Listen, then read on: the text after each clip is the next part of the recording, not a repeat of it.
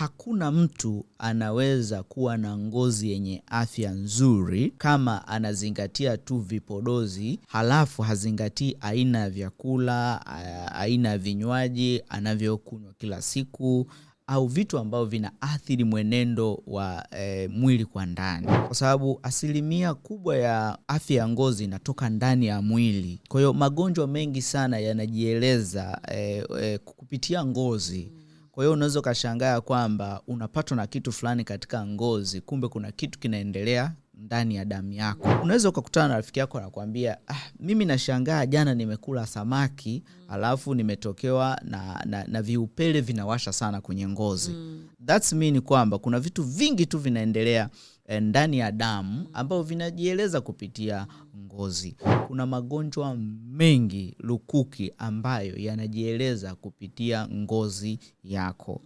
Mfano, kama mtu ana tatizo la uwezo mdogo wa mwili kutumia sukari, alafu yeye anapenda sana vitu vya sukari.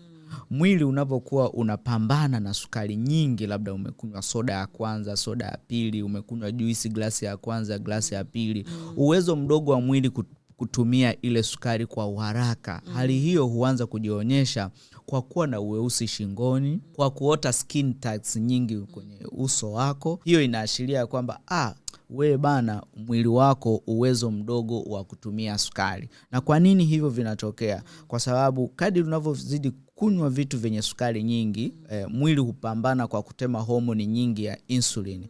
Wingi wa homoni ya insulini kwenye mwili wako huenda kuathiri rangi ya ngozi. Kuna magonjwa yanaitwa autoimmune disease. Ni magonjwa ambayo unapoona kwenye mwili wako unababuka, unajiuliza ni nini kinachoendelea? Kuna kitu kinaendelea katika mwili. Yes, kwa hiyo kuna magonjwa mengi ambayo huwa yanaendelea ndani ya mwili, yanajitafsiri kupitia ngozi.